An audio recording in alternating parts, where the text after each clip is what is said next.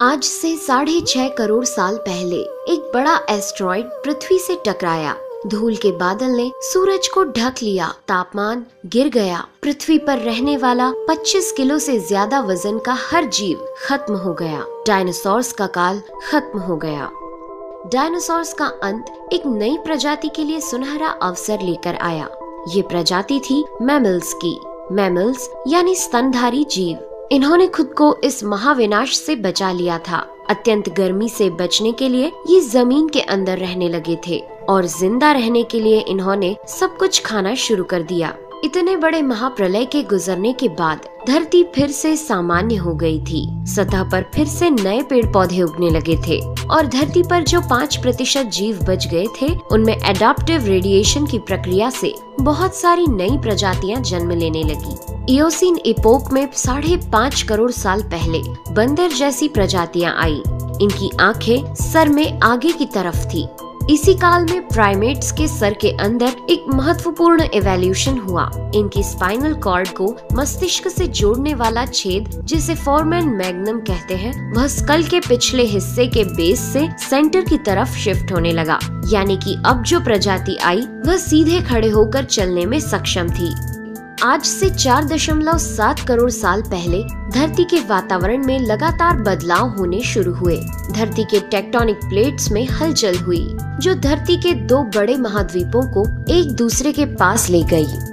ये वही भूभाग है जहां आज हम भारतीय रहते हैं। ये है इंडिया, जो एशिया महाद्वीप की ओर तेजी से बढ़ रहा था। इन दोनों महाद्वीप के आपस में टकराने की वजह से हिमालय जैसी पर्वतमालाएं खड़ी होने लगी। यह वही पर्वतमाला है जिसे आज हम जानते हैं दुनिया की सबसे ऊंची चोटी माउंट एवरेस्ट के नाम से। ये पर्वतमालाएं इतनी ऊंची थी कि इससे मौसम का पैटर्न बदलने लगा, जिससे पृथ्वी ठंडी होने लगी। इस पर्वत श्रृंखला से गिरने वाला बर्फ आगे चलकर कई नदियों का निर्माण करने लगा। यह वही नदियां हैं जिससे आज हमारी आधी से ज्यादा आबादी को पीने का पानी मुहैया होता है। ओलिगोसीन इपोक में 3 करोड़ साल पहले ग्लोबल कूलिंग हुई। घास के मैदान बढ़ने लगे और जंगल घटने लगे। तब ऐसे जानवर विकसित हुए जो खुले मैदान में रहने के लिए उपयुक्त थे, और इन्हीं में दूसरे जानवरों को खाने वाले जानवर भी विकसित होने लगे।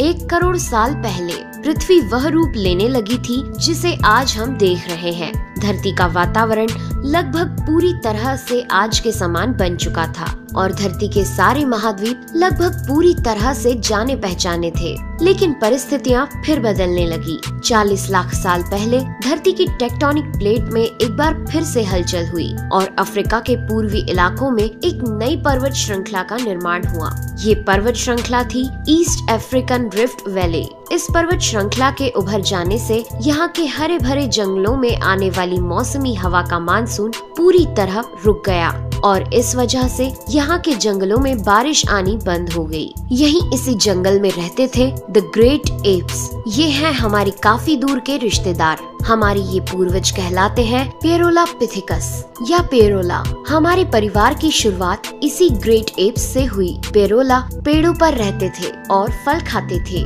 वजनी होने के कारण ये एक डाल से दूसरी पर नहीं जा सकते थे, इसलिए ये हमेशा झूलते रहते थे। कभी कभी ये अपने 2 पैरों पर भी खड़े हो जाते थे।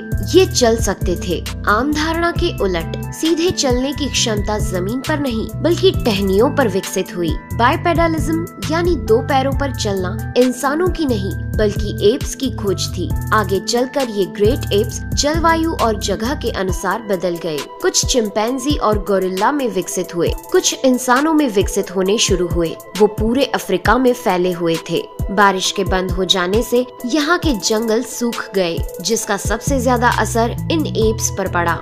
जंगल सूख जाने से इन एप्स के लिए खाने की समस्या उत्पन्न हो गई और इसीलिए अब ये पेड़ों से उतरकर खाने की तलाश में जमीन पर अपने कदम रखने लगे।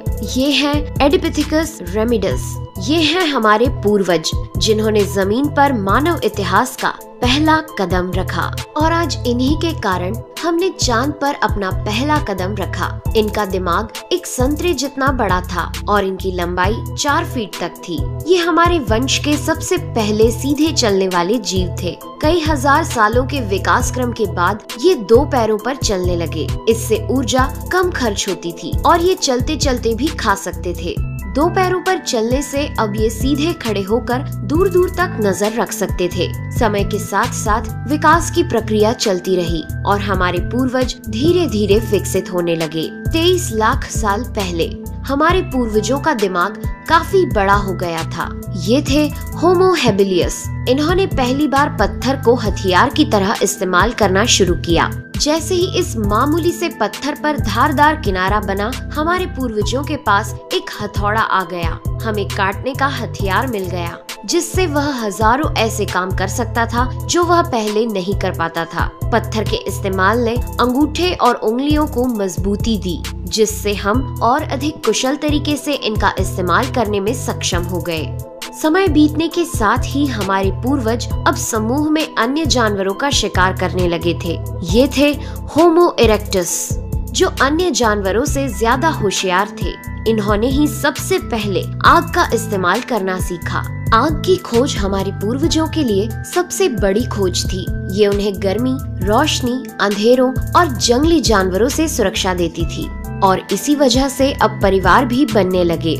इन्होंने आग पर मांस को पकाना सीख लिया था। आग पर खाना पकाने का मतलब था कि मांस को चबाने और पचाने में ऊर्जा का कम खर्च होना, और इसी वजह से ये ऊर्जा अब इनके दिमाग में खर्च होने लगी और इन्हें कैलोरी और ज्यादा ताकत मिलने लगी, जिससे हमारे पूर्वजों का दिमाग काफी बड़ा हो गया।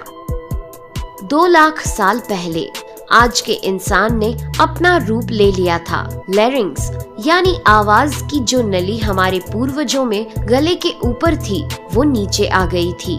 अब हम ज्यादा जटिल आवाजें निकाल सकते थे।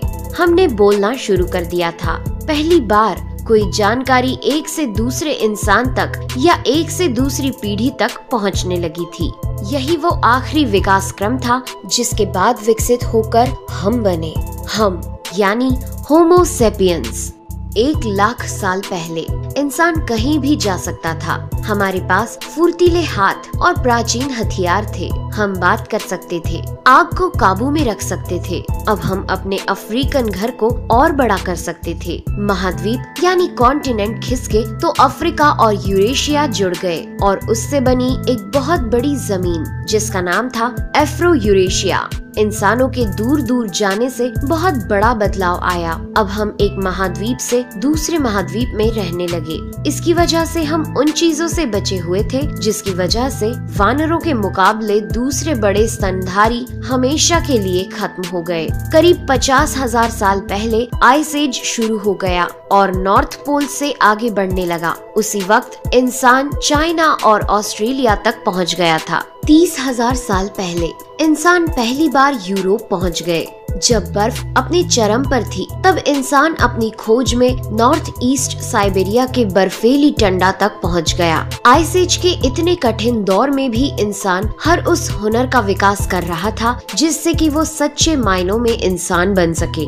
हमने खुद को उस माहौल में ढाल लिया। हम ज्यादा समझदार हो गए। उसके बाद हमने पूरी दुनिया में अपनी बस्तियां बसा ली। समुद्र किनारे से पहाड़ की चोटियों तक, हरे भरे मैदानों से लेकर पथरीले इलाकों तक हर जगह इंसान थे। हमारा हुलिया, त्वचा, बाल और आँखों का आकार जलवायु और जगह के अनुसार बदल गया। हमने अपनी आवश्यकता के हिसाब से खेती शुरू की और जानवरों को पालना शुरू कर दिया। हमने कस्बों और शहरों का निर्माण शुरू किया। उसके बाद हमारी सभ्यता और संस्कृति का जन्म हुआ। हमने विज्ञान और गणित का इस्तेमाल शुरू किया, जिससे हमें भविष्य में जाने के लिए ऊर्जा और तकनीक मिली। ये है हमारा समय। अब हम पूरी तरह विकसित हैं। हमारे जैसा इस धरती पर अब कोई जीव नहीं। आज हम जानते हैं कि हम कौन हैं, कहां से आए हैं, लेकिन ये तो बस शुरुआत है। अभी हमारा सफर खत्म नहीं हुआ है। हमें अभी और आगे जाना है। आने वाली चुनौतियों का सामना करना है।